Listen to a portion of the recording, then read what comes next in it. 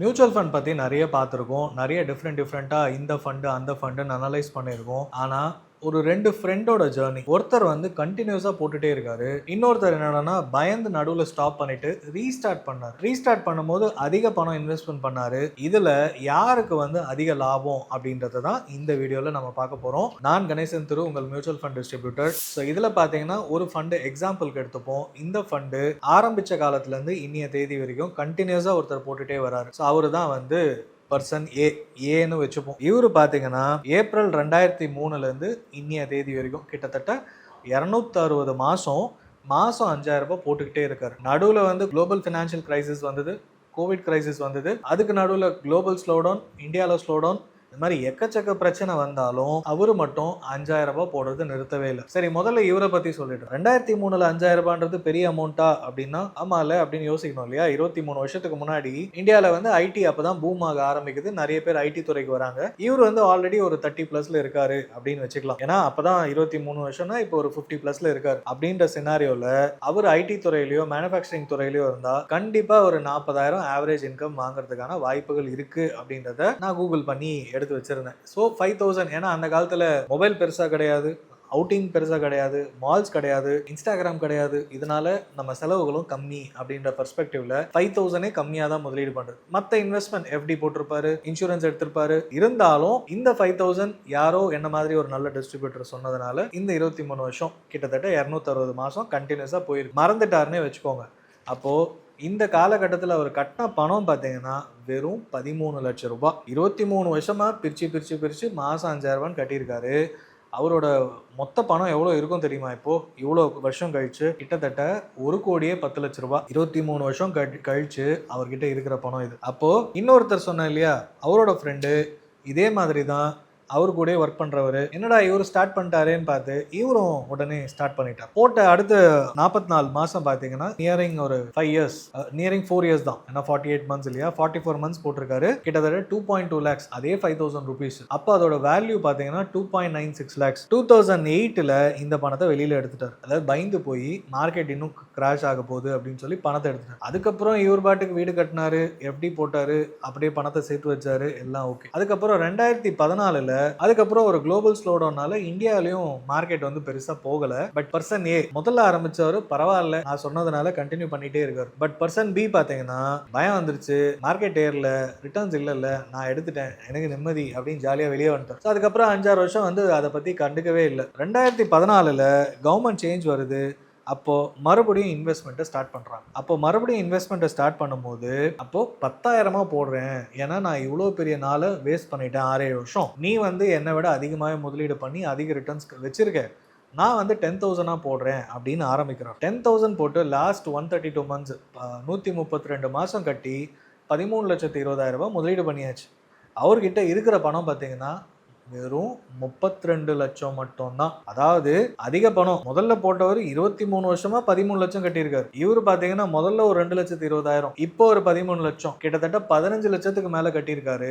ஆனா அவர்கிட்ட இருக்கிற பணம் ஒரு 32 lakhs. முதல்ல வந்து ஒரு க்ளோஸ் டு 3 lakhs, இவ்வளவுதான் பணம் சேர்ந்துருக்கு. ஸோ இதுல இருந்து என்ன தெரியுது, நம்ம பணத்தை முதலீடு பண்ணுறது ஒரு முக்கியமான பாயிண்ட்னா எவ்வளோ நாள் போடுறோம் அப்படின்றது முக்கியம். இந்த மாதிரி ஷார்ட் டேர்மில் ஒரு நாய்ஸ் வருது, ஒரு ஈவெண்ட் நடக்குது அப்படின்னு பயந்து போய் எடுத்தோம்னா அதுதான் பிரச்சனை. சப்போஸ் 2008-9 எனக்கு ரிட்டையர்மெண்ட்டு, அப்போ நான் பணத்தை வச்சிருக்கேன் அப்படின்னா ரிஸ்க் நான் புரிஞ்சுக்கிறேன். பட் ஆனால் எனக்கு வந்து 15 வருஷம், நான் சொன்னது 30s ஆரம்பிச்சிருக்காங்க அப்படின்னும் போது சரி 2008 ரிட்டையர்மெண்ட்டு அப்படின்னா என்ன பிளான் பண்ணியிருக்கோம் அப்படின்னா 2006-7 பணத்தை வந்து மாற்றி வச்சிருக்கோம். இல்லைனா இன்னும் நிறைய அனலைஸ் பண்ணி எஸ்டபிள்யூபி ஆப்ஷனா இல்லை கார்பஸ் நான் எக்ஸ்பெக்ட் பண்ணது வந்துருச்சா, நான் மாற்றிக்கிட்டுமா அப்படின்னு நிறைய டிஸ்கஷன் அப்போ இருக்கிற டிஸ்ட்ரிபியூட்டர் அட்வைசர் கிட்ட பண்ணி ஒரு நல்ல காமன் சொல்யூஷனுக்கு வந்திருக்கும். இதுதான் வந்து பிளான் பண்ணிருக்கோம். இப்போ இந்த சிச்சுவேஷனில் 2008 நிறுத்திட்டார் இல்லையா, 2,20,000 ரூபாய் போட்டு 2.96 lakhs இருந்தது. அந்த பணத்தை எடுக்காம சரி பரவாயில்ல போட்டது மட்டும் இருக்கட்டும் அப்படின்னு வச்சிருந்தாரு அப்படின்னா இப்போ அதோட மதிப்பு 49 லட்சம். நீங்கள் ஃபர்தராக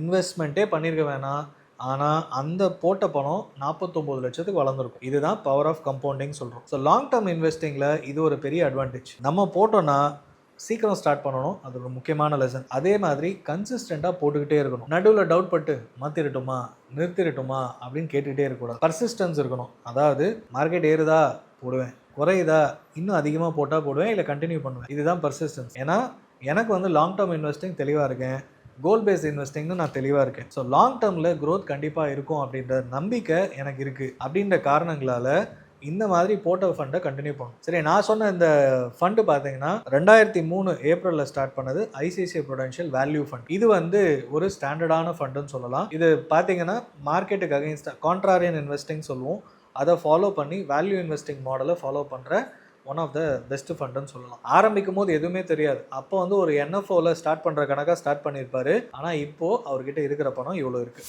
லாங் டேர்மில் போடும்போது நீங்கள் பார்த்தீங்கன்னா நம்மளோட க்ரோத் வந்து கண்டிப்பாக அதிகம். இன்னொன்று டைம்லைன் அதிகரிக்க வெறும் 15% ரிட்டர்ன்ஸ் நமக்கு இருந்தாலே, 15-16% இருந்தாலே நம்ம எதிர்பார்க்க முடியாத அமௌண்ட்டு நமக்கு ஃபியூச்சரில் கிடைக்க ஆரம்பிக்கும். நம்ம வந்து ஷார்ட் டேர்மில் நாய்ஸ் வந்து நிறுத்துகிறோம், பாஸ் பண்ணிவிட்டு அப்புறம் ரீஸ்டார்ட் பண்ணுறோன்னா மறந்துடுவோம், இல்லை மிகப்பெரிய வேறு ஏதாவது ஒரு பிரச்சனையில் மாட்டிப்போம், இல்லை பணத்தட்டுப்பாடு வந்துடும், அப்புறமா பார்த்துக்கலாம் அப்படின்னு விட்டுருவோம். அதனால தான் இது வந்து ரிட்டையர்மெண்ட்டுக்காக கண்டினியூ பண்ணு, இது வந்து சைல்டு எஜுகேஷனுக்காக கண்டினியூ பண்ணு அப்படின்ற பெர்ஸ்பெக்டிவ்ல போட ஆரம்பிச்சிங்கன்னா நீங்கள் பாட்டு கண்டினியூ பண்ணணும். இது எதுக்கு நான் இப்போ முக்கியமாக சொல்கிறேன் அப்படின்னா, நிறைய பேர் கோவிட்லேருந்து போட்டுட்டு லாஸ்ட் 1 இயராக இப்படி இருக்குது, நான் பாஸ் பண்ணிடட்டுமா இல்லை கேன்சல் பண்ணிவிட்டு ரீஸ்டார்ட் பண்ணட்டுமா அப்படின்லாம் நிறைய பேர் கேட்குறீங்க. இந்த மாதிரி பண்ணிங்கன்னா லாஸ் உங்களுக்கு தான். ஏன்னா உங்கள் ஃப்ரெண்டு கண்டினியூ பண்ணியிருப்பாரு, அவருக்கு அடுத்த 10 வருஷத்தில் மிகப்பெரிய ரிட்டர்ன்ஸ் இருக்கும், மேபி அடுத்த 5 இயர்ஸில் மிகப்பெரிய ரிட்டர்ன்ஸ் இருக்கும். ஆனால் நீங்கள் ஸ்டார்ட் பண்ணி ஸ்டாப் பண்ணிட்டீங்க, அதுக்கப்புறம் மறந்துட்டீங்க அப்படின்னா நீங்கள் போட்ட பணம் ஓரளவுக்கு தான் வளர்ந்துருக்கும், பெருசாக போயிருக்காது. ஸோ மியூச்சுவல் ஃபண்டை பொறுத்த வரைக்கும் குட்டியாக ஒரு ரிட்டர்ன்ஸை பார்த்தோன்னே நம்ம எடுத்துட்டோம் போதும்னு விட்டுட்டோம் அப்படின்னா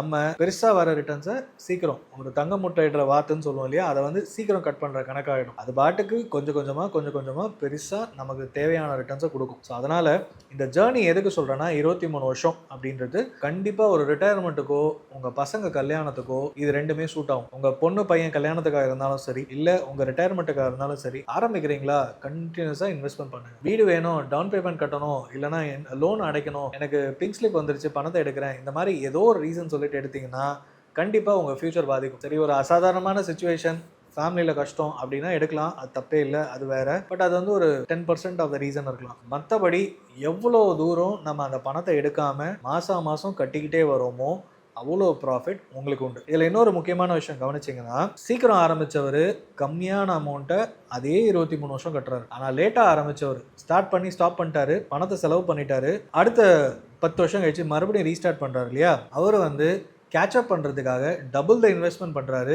கிட்டத்தட்ட சேம் அமௌண்ட் 23 வருஷத்தில் 13 லட்சம், அதே 10-11 வருஷத்தில் அதே 13 லட்சம். ஆனால் கையில் இருக்க பணம் பார்த்தீங்கன்னா இங்கே 1 கோடி, இங்கே 30-32 லட்சம் தான்.